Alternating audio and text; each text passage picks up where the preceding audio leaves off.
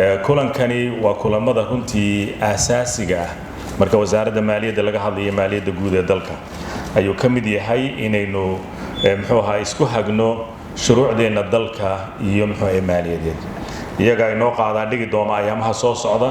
waxaan rajaynayaa inaad si dhow iyo si qoto dheer aad uga falanqootaan u eegtaan subdul taagtaan xitaa hadday caqabada jiraan aad aad ka faallootaan oo aad soo bandhigtaan oo aad ku soo dartaan recommendationkiina dambe aad ku soo dartaan waa kulankii ugu horeeyay noociisa ku kulanno inagoo bilaabayna sanad maaliyadeedkii cusbaa ee 2023 bilaabayna ku talagalaynaa diyaar garowgiisii ayaa waxaan maanta oo shirkan inoo yahay inaynu ku daahfurno inaynu sanad walba sidan oo kale iskugu nimaadno in la isxasuusiyo nidaamka maaliyadeed ee dalka iyo shuruucda hagaysa oo runtii sidaad buuggan yar ku haysaan BFM-ka ama sharciga maaraynta maaliyadda guud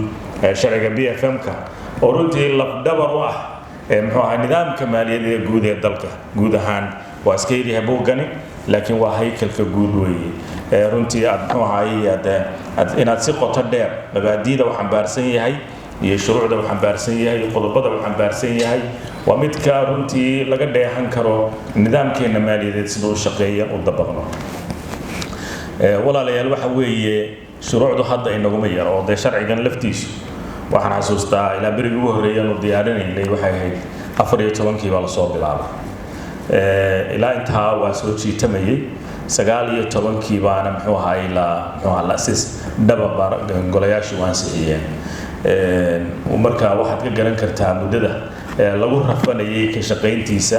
oo hay'adaha caalamiga oo dhan adduunka ay nagala shaqaynayeen sharci noocan oo kale ay dunidu wada leedahay dhammaantood oo nidaamka BFM-ka waa wax caalami ah wadan kastaba uu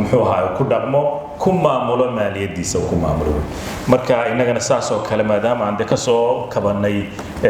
burburkii oo dawladnimo hana qaada aynu markaa ma isku taagnay inaynu yeelanaa waa mogtay laga maarmaan wuxuu markaa nidaamkani inoo sheegayaa sidaad ka baran doontaan inuu dhammaan nidaamiyo qaabka aynu u shaqeeyaan miisaaniyadeenna iyo isla xisaabtankeena aasaas waxa u ah sidii hanti dawladeed loo soo ururin lahaa bay ka bilaabantaa dakhli loo samayn lahaa waxa aasaas u ah in dakhligaasi meel qura uu ku soo ururo oo lagu kaydsho isugu yimaado waxa yadna udubdhexaad u ah dakhligaasi sidii loo maamuli lahaa ee loo allocate garin lahaa meelihii ku habboonaa loo gelin lahaa ee loogu diyaarin lahaa sidii arrintaa loo gaari lahaa diyaar garowgii bay markaasi tani ay ka mid tahay markaa marxaladda aan ku jirno haddii dakhligii lasoo ururiyo khasnad qurana lagu ururiyo haddana sidii loo allocate garin lahaa ee loo nidaamin lahaa waa mid meesha taalo wey marka halkaas marka laga bilaabo waxa weeye diyaar garow badan buu u baahan yahay qorshayn buu u baahan yahay farsamo u baahan yahay dhammaan serviceska ay dawladdu bixiso sidii loogu loogu intay ka gaadho awoodda dawladnimo iyo awoodda dhaqaale la eg tahay in loo nidaamiyo baarlamaan la mariyo golo wasiirro la mariyo baarlamaan la mariyo kadibna sidaa lagu dhaqangeliyo markii la dhaqangeliyana sidii haddana la isku xisaabin lahaa xisaab celin loo samayn lahaa marka waa jaranjar runtii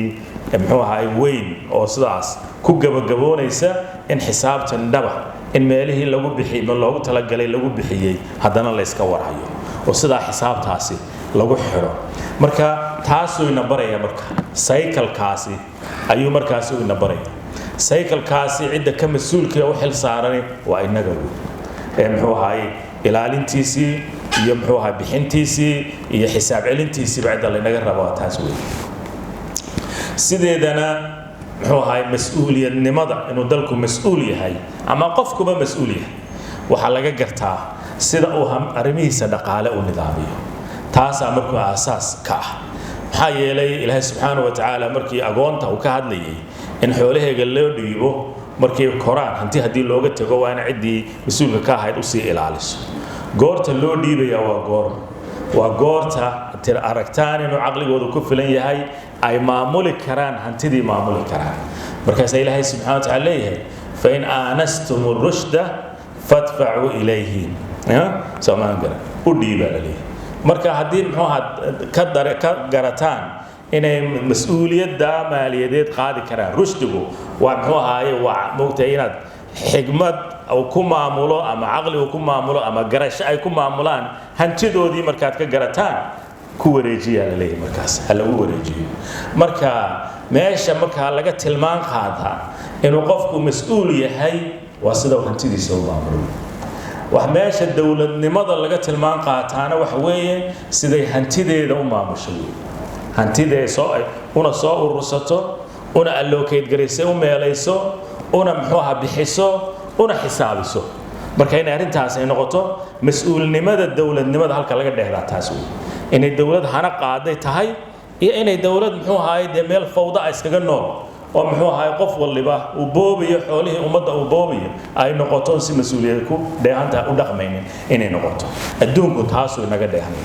tawa markaa had iyo jeer muxuu ahaa naga fiirinayaana dhinacaas wey dhinacaasa xoogga badan la saaraa sida muxuu ahaa dowladnimadaasi ay u dhaqmayso markaasaa muxuu ahaa had iyo jeer nahay meelaha ugu hooseysa la isgelin moogtay la isla xisaabiyo oo hay-ada loo samaystay oo musuq maasuq leh oo muxuu ahaayey dowlad wanaag leh oo muxuu ahaayey nooc walba leh halka la iskala xisaabshaa kaasi wey saasaa markaa dad muxuu dowladnimada categories iyo level loo kala siiyaa waad ogtahay wadiin meeshaynu kaga mugtay dhacno aynu kaga aadannahay godkaa dheer inaynu ka baxnaynu baahna cidda u xil saaran inay ka soo saaraanna waa innaga inteennan iyo inaynala midowey marka inaynu muxuu ahaa runtii taa u diyaargarowno oon dee muxuu ahaa noqonno innagu mas-uuliyad gaara iska saarno dadkii ilaalinayay dowladnimada wanaaggeega ilaalinayay inaynu noqonno taas wey markaynu taa samaynaynana ilaahayna waa ugu dhowaanaynaa aakhiradeenna waa ku hagaajinaynaa nolosheennana waa ku hagaajinaynaa ubadkeenna iyo ummaddeenna dambena waynu ku hagaajinaynaa markaynu taa ka shaqeyno marka inaynu mas-uuliyadda runtii si xilkasnimona iskaga saaro wey marka sidaa darteed ayaamaha aynu halkan wada joognayno seminaarkan aynu muxuu ahay ku jirno waxaan u baahannahay inaynu si qoto dheer oo waaqica oo isaynu u muxuu ahay fulin lahayna buugaag inaguma yara shuruucna inaguma yara soomaalidu shuruucna waa samaysaa heshiisyana waa gaadhaa ee muxuu ahay laakiin waxaanu kaga tegnaa shalfiskaynu kaga tegnaa mushkiladda ugu weynayna haysataa waa fulintii wey dadkuna waxay moogtay nidaam u ah ama sharci u ah hadday fulin waayaan dee muxuu ahaay wax lagu aamini karaaba ma jiro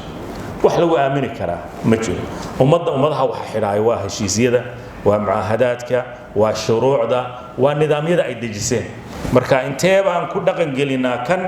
intee baan sharciyadeena dhaqan gelinaa taasa iyada lafteedu su'aal weyn runtii ay ka taagan tahay marka inaguma yaro shuruuc badan baynu muxuu ahaayey ansixinay oo kani hormuud ka yahay sharcigani waxaa ka farcama oo markaasi isagana uu framework u yahay muxuu ahaay wax weeye waa sharciyada kale maaliyadeed cashuur bixintii baa ka mid ah sharciyadii cashuuraha kii furdooyinka dhinacaasi waa dakhligii sidii loo soo ururin lahaa iyo tilmaamaya sidii loo soo ururin lahaa waxaa ka mid ah muxuu ahaay sharciyadii muxuu ahaa procurementka iyo iibka iyo qandaraasyada wuxuu tilmaamayaa sidii expenditureka kharashka loo bixin lahaa ayuu markaasi isaguna uu ka hadlaya waxaa ka mid ah shuruucdii muxuu ahaayey auditkii iyo muxuu ahaay in xisaab celintii iyo muxuu ahaay igun ka mid ah iyaduna sidii loo xaqiijin lahaa loo hubin lahaa in meeshii ay moogtay loogu talagalay ku baxeen marka shuruucdaasi saasay iskula shaqaynaysa maxaa aasaas u ah kan muxuu ahaa BFM ka aasaas u ah marka sidaas darteed buu yahay runtii mid laga maarmaana inaynu daraasayno oon fahamno oon ilaalino oo ku dhaqanno taasay muxuu ahaay dowladnimadeenni wanaaggeenu uu ku jiraa